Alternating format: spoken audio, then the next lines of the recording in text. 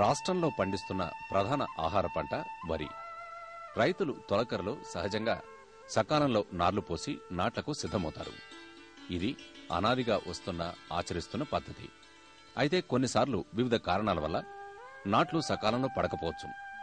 అటువంటి సమయాల్లో నారు ముదిరిపోతుంది. ఫలితంగా 45 నుంచి 50 రోజుల పైబడిన నారు నాటాల్సిన పరిస్థితులు ఏర్పడతాయి. ముదురు నారు నాటిన నిపుణుల సూచనలు పాటిస్తే సాధారణంగా సాధించే దిగుబడులు వస్తాయి. సాగుకు ఎంపిక చేసుకున్న పొలాన్ని ముందుగా పవర్ టిల్లర్ సహాయంతో దమ్ము చేయాలి. పవర్ టిల్లర్కు దమ్ము చక్రాలు తగిలించి దమ్ము చేస్తే మంచి దమ్ము ఏర్పడుతుంది. రోటవేటర్ 10 సెంటీమీటర్ల లోతు వరకు నేలను కోసి నేరుగా దమ్ము చేస్తుంది. దమ్ము వల్ల కలుపు మొక్కలు పూర్తిగా పెకలించబడతాయి. నీరు లోనికి ఇంకిపోకుండా 10 సెంటీమీటర్ల లోతులో గట్టి పొర ఏర్పడుతుంది. ట్రాక్టర్కు రోటవేటర్ దమ్ము చక్రాలు అమర్చి 2 సార్లు పొలం దమ్ము చేయడం మంచిది. 1 ఎకరా దమ్ము చేయడానికి 3 నుంచి 4 గంటల సమయం పడుతుంది. 2 సార్ల కంటే 3 సార్లు దమ్ము చేస్తే ఎకరాకు 3 నుంచి 4 బస్తాల అధిక దిగుబడి వచ్చే అవకాశం ఉంది. ఏ పంటకైనా అధిక దిగుబడుల కోసం రసాయన ఎరువులు వాడాలి. అయితే వీటిని సరైన సమయంలో, సరైన మోతాదులో, సక్రమమైన పద్ధతిలో విచక్షణతో వాడాలి. అప్పుడే ఎరువుల వినియోగ సామర్థ్యం పెరిగి దిగుబడులు పెరుగుతాయి. అందుకే నిపుణుల సూచనలు పాటించాలి. భూసారాన్ని బట్టి ఎరువుల మోతాదు నిర్ణయిస్తే ఆ భూమిలో పండించే పంటకు ఎంత ఎరువు వేయాలి, ఎంత ఎరువు వేస్తే దానికి సరిపోతుంది అనే విషయం మనకు తెలుస్తుంది. దాన్ని బట్టి ఎరువు వృధా కాకుండా కేవలం దానికి సరిపడినంత ఎరువే వాడటానికి అవకాశం ఉంటుంది. తద్వారా ఎరువులను సమర్థవంతంగా వినియోగించుకుని అధిక దిగుబడి సాధించుకోవటానికి వీలుంటుంది. ఈ కృష్ణా గోదావరి మండలంలో ఈ తూర్పు పశ్చిమలో ముఖ్యంగా ఈ స్వర్ణ రకానికి 1 హెక్టార్కు 40 కేజీల నత్రజని సిఫార్సు చేస్తున్నారు. అంటే ఇదే మరి 1 ఎకరానికి మోతాదులో చెప్పాలంటే 1 ఎకరానికి 35 కేజీలు యూరియా వేస్తే సరిపోతుంది. ఇతర రకాలు అంటే ముఖ్యంగా చైతన్య, కృష్ణవేణి, మరి బాడవ మషూరి 1031, 1032, మరి ఈ సంవత్సరమే మినీ కిట్కి ఇచ్చినట్టు 1061 రకాలకైతే 1 హెక్టార్కు 60 కేజీల నత్రజని సిఫార్సు చేయడం జరుగుతుంది. అంటే 1 ఎకరానికి 50 కేజీల యూరియాకి సమానం అవుతుంది. ఇదే కాకుండా మరి ముఖ్యంగా ఈ గుంటూరు, మరి ప్రకాశం, అలాగే కొంత కృష్ణా జిల్లాల్లో ఈ పొలాలకైతే 1 హెక్టార్కు 80 కేజీల వరకు కూడా నత్రజని సిఫార్సు చేస్తున్నారు. అంటే ఇది 1 ఎకరానికి 70 నుంచి 75 కేజీలు యూరియాకి తో సమానం అవుతుంది. భాస్వరం విషయానికి వస్తే ఈ కృష్ణా గోదావరి మండలంలో 1 హెక్టార్కు సార్వాలో 40 కేజీలు భాస్వరాన్ని సిఫార్సు చేస్తున్నారు. అంటే ఇది 1 ఎకరం మోతాదు తీసుకుంటే 1 ఎకరానికి 100 కేజీలు సూపర్ ఫాస్ఫేట్ వేస్తే సరిపోతుంది. ఈ భాస్వరాన్ని మీరు సూపర్ ఫాస్ఫేట్ రూపంలో వేసినా లేకపోతే కాంప్లెక్స్ ఎరువుల రూపంలో వేసినా కూడా తప్పనిసరిగా దమ్ములో అంటే పంట దమ్ములో కానీ కాయ దమ్ములో కానీ వేయాలి తప్ప పైపాటిగా భాస్వర ఎరువును వాడటం మంచిది కాదు. అది దానివల్ల పెద్ద ఉపయోగం కూడా ఉండదు. ఇకపోతే పొటాష్ విషయానికి వస్తే ఈ కృష్ణా గోదావరి మండలంలో అన్ని జిల్లాలకు కూడా 1 హెక్టార్కు సార్వాలో 40 కేజీలు పొటాషు సిఫార్సు చేస్తున్నారు. అంటే 1 ఎకరానికి 27 కేజీలు మ్యూరేట్ ఆఫ్ పొటాషు వేస్తే సరిపోతుంది. 27 కేజీల మ్యూరేట్ ఆఫ్ పొటాష్ని 2 సమభాగాలుగా చేసుకుని సగం ఈ నత్రజని మోతాదు, మొదటి నత్రజని మోతాదుతోనూ, రెండో సగాన్ని చిరుపట్టు దశలో వేసే ఆఖరి నత్రజని మోతాదుతోనూ కలిసి వేసుకోవటం వల్ల ఈ ధాన్యం బాగా తూకం బాగా పెరగటం, తెగుళ్ళు పురుగులు బాగా తక్కువ రావటం, అలాగే నత్రజని సద్వినియోగపరచుకోవటం ఈ పొటాష్ వల్ల జరుగుతుంది. అంచేత పొటాష్ ఎరువు కూడా తప్పనిసరిగా రైతులు వాడాలి. ఉత్తర కోస్తా మండలం విషయానికి వస్తే దీంట్లో మనకి శ్రీకాకుళం, విజయనగరం, విశాఖపట్నం ఈ 3. దీంట్లో మనం ఎరువుల యాజమాన్య విషయానికి వస్తే మామూలుగా ఇక్కడ నీటి వసతి గల ప్రాంతాల్లో అయితే 1 హెక్టార్కు 80 కేజీల నత్రజని సిఫార్సు చేస్తున్నాం. 80 కేజీల నత్రజని అంటే 1 ఎకరానికి సుమారుగా 70 కేజీలు యూరియా అవుతుంది. అలాగే నీటి వసతి లేనటువంటి ప్రాంతాల్లో ఈ ఉత్తర కోస్తా మండలంలో హెక్టార్కి 60 కేజీలు నత్రజని సిఫార్సు చేస్తున్నారు. అంటే అది 1 ఎకరానికి వస్తే 50 కేజీల యూరియాతో సమానం.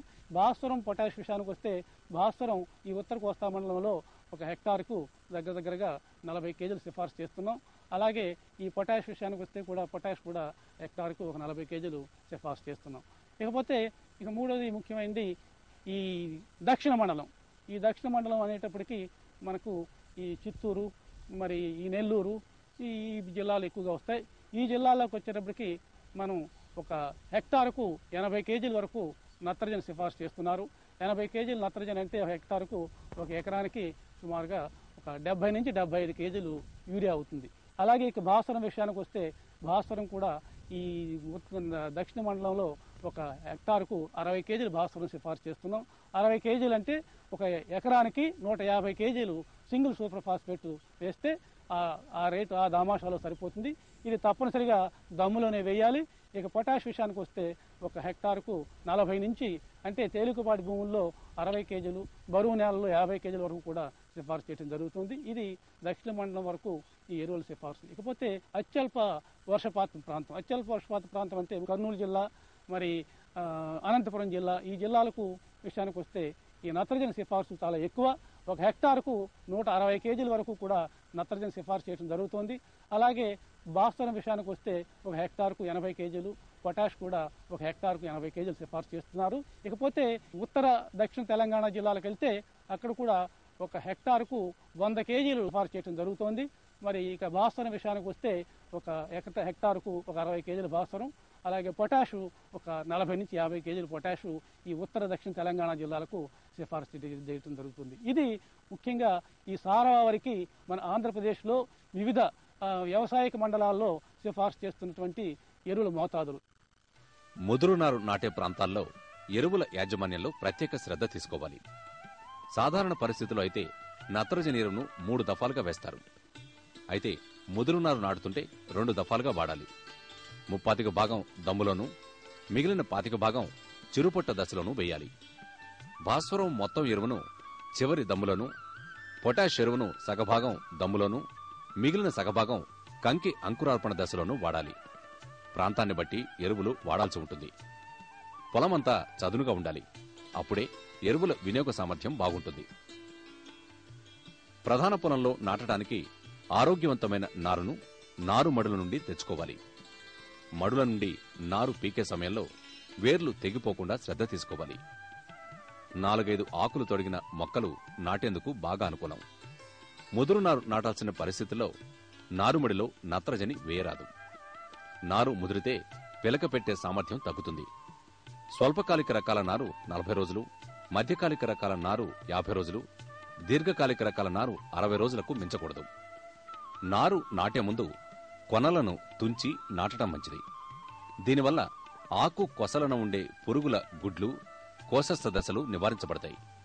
వరిని సోకే ఎక్కువ పురుగులు ఆకుల కొసల్లో గుడ్లు పెడతాయి. ముదురు నారు నాటుతుంటే నిపుణుల సలహాలు పాటించాలి.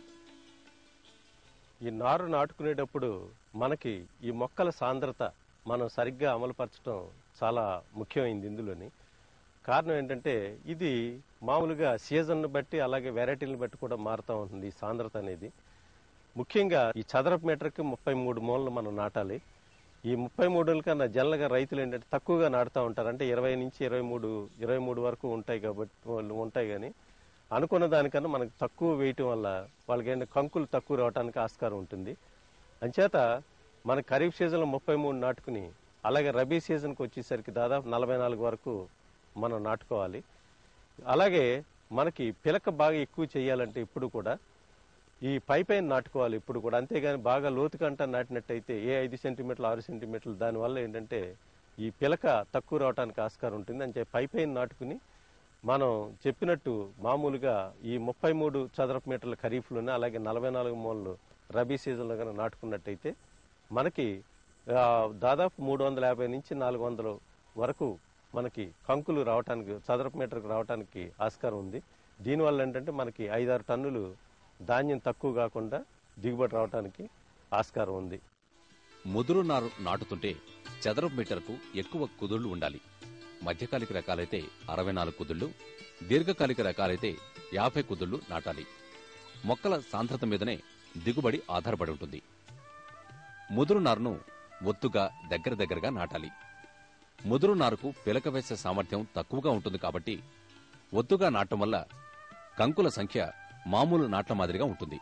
ఫలితంగా దిగుబడి తగ్గకుండా ఉండే వీలుంది. ముదురు నారు నాటం వల్ల వడ్లగింజ నాణ్యత తగ్గుతుంది అనుకోవడం అపోహ అని రైతులు గుర్తించాలి. ముదురు నారు నాటే సమయంలో కుదురుకు 4 నుంచి 5 మొక్కలు నాటుకోవాలి. నాట్లు మరీ లోతుగా పడకుండా పైపైన ఉండేలా జాగ్రత్త పడాలి. నాటే సమయంలో నీరు పలుచుగా ఉండేలా శ్రద్ధ తీసుకోవాలి. నాట్లు వేసే సమయంలో ప్రతి 2 మీటర్ల సెంటీమీటర్ల కాలిబాటలు వదలాలి. వీటి వల్ల పంటకు గాలి వెలుతురు బాగా ప్రసరించి మొక్కలు ఆరోగ్యంగా పెరుగుతాయి, పొలం పనులు చేపట్టడానికి అనుకూలంగా ఉంటాయి. అధిక దిగుబడుల కోసం కలుపు నివారణలో కూడా అత్యంత శ్రద్ధ తీసుకోవాల్సి ఉంటుంది. వరి మాగాణంలో సాధారణంగా కనిపించే ఊద నివారణకు 1 లీటర్ బుటాక్లోర్ లేక బెంథియోకార్ప్ 1 లీటర్ మందును 20 కిలోల పొడి ఇసుకతో కలుపుకొని నాటిన 5వ రోజు పొలంలో చల్లుకోవాలి. వాడే కలుపు మందు సమర్థవంతంగా పనిచేయడానికి రైతులు పొడి ఇసుకకు నిర్ణయించిన మోతాదులో కలుపు నివారణ మందు కలుపుకోవాలి. మందు ఇసుకలో బాగా కలిసేటట్లు శ్రద్ధ తీసుకోవాలి.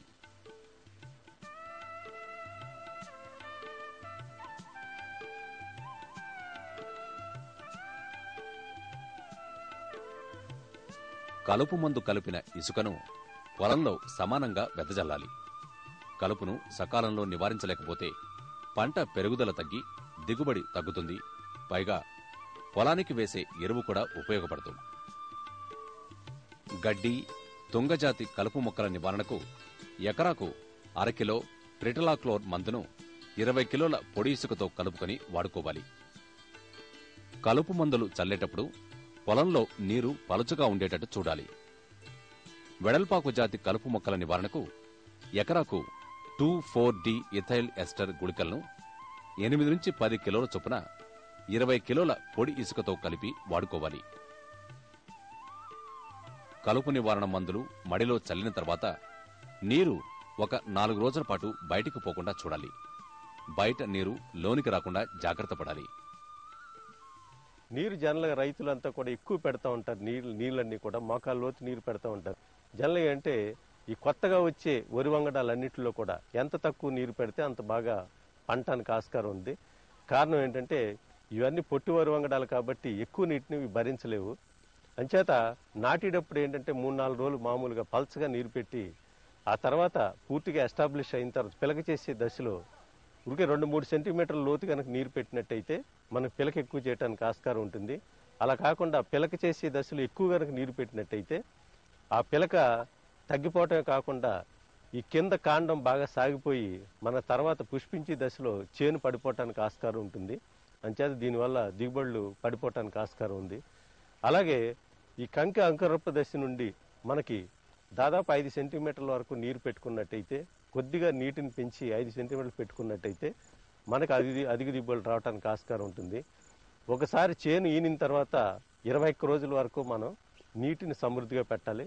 ఆ తర్వాత మనం పూర్తిగా తీసేసినట్టయితే మనకి గింజలన్నీ కూడా యూనిఫారంగా తోడుకుని మనకి అన్ని ఒక్కసారి పరిపక్వానికి వచ్చి మనకి చేను దిగుబడులు మంచి దిగుబడులు రావడానికి ఆస్కారం ఉంటుంది.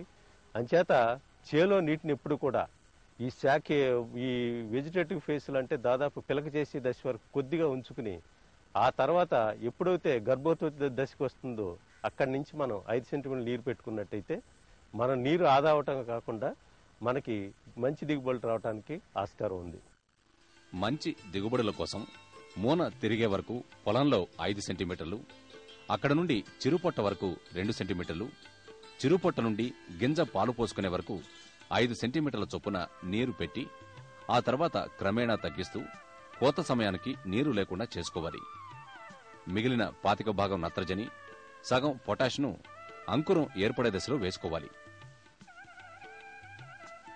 ముదురు నారు నాటినా కూడా రైతులు ఎరువుల వాడకం, నీటి యాజమాన్యం, కలుపు నివారణ, సస్యరక్షణలో జాగ్రత్తలు తీసుకుంటే మంచి దిగుబడి సాధించే